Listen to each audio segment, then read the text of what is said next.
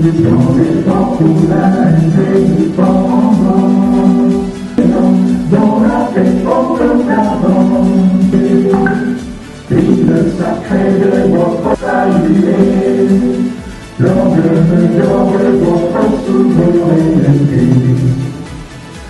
aussi les mots de...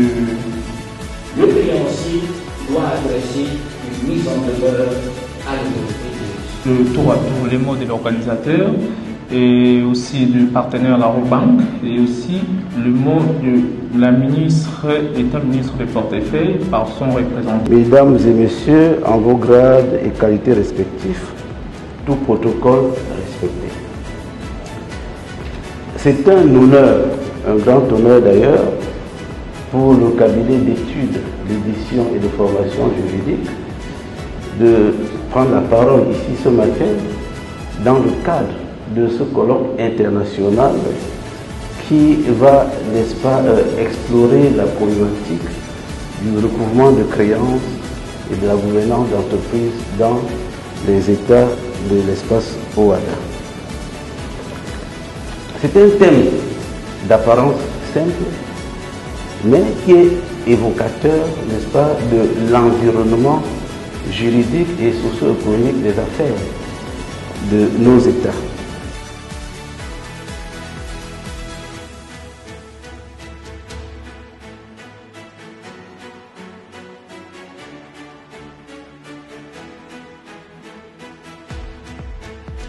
Nous avons donc envisagé le FIPREC qui s'est fixé pour objectif d'organiser chaque année un colloque dans un pays de l'OHADA sur une problématique donnée liée aux questions de recouvrement de créances. Nous en sommes donc à la première édition et nous avons choisi de la faire ici en RDC. Pourquoi en RDC?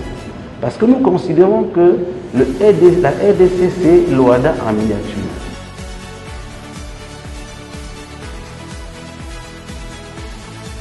Je suis Kena Moulenga, je suis responsable du département recouvrement au sein de la Robank et j'ai l'immense plaisir aujourd'hui de vous accueillir au nom de la Robank pour ce colloque pour lequel nous sommes partenaires et sponsors.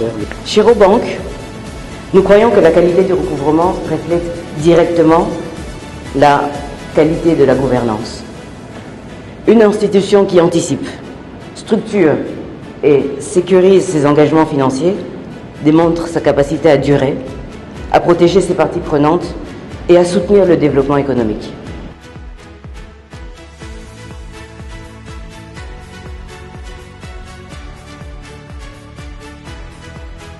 Robank, en tant que banque leader en République démocratique du Congo, assume une responsabilité.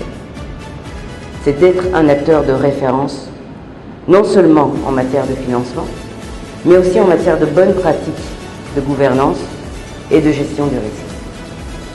C'est pourquoi nous investissons continuellement dans la digitalisation de nos processus de recouvrement, la formation de nos équipes, l'amélioration des outils d'analyse et de suivi et le dialogue permanent avec nos clients et nos partenaires.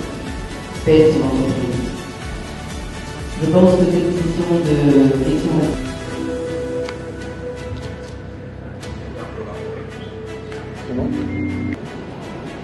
Au nom de Son Excellence Madame Julie Chikou, ministre du Portefeuille, nous saluons l'initiative du cabinet d'études, d'édition et de formation juridique.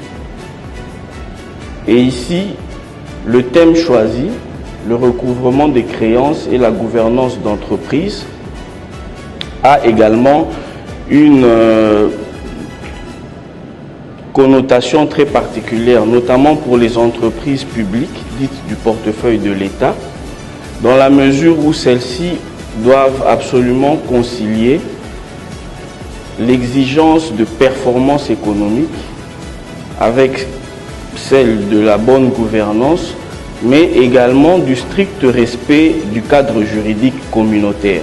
Et surtout garantir aux organisateurs qu'ils auront toujours le regard très particulier de Son Excellence la ministre du Portefeuille et que sa porte sera toujours ouverte pour accompagner de pareilles initiatives. Merci.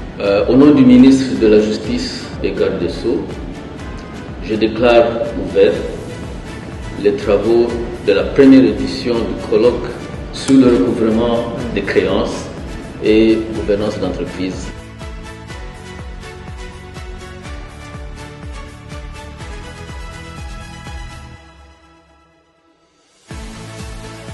Je vous recommande de ne manquer à aucune des communications qui vont suivre.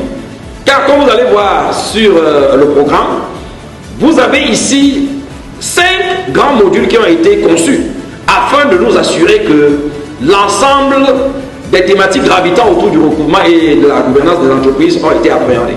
Le premier module qui porte sur l'environnement juridique du recouvrement va nous permettre de nous réapproprier les innovations qui ont été introduites dans le droit de l'exécution forcée par l'acte uniforme récemment révisé en 2023.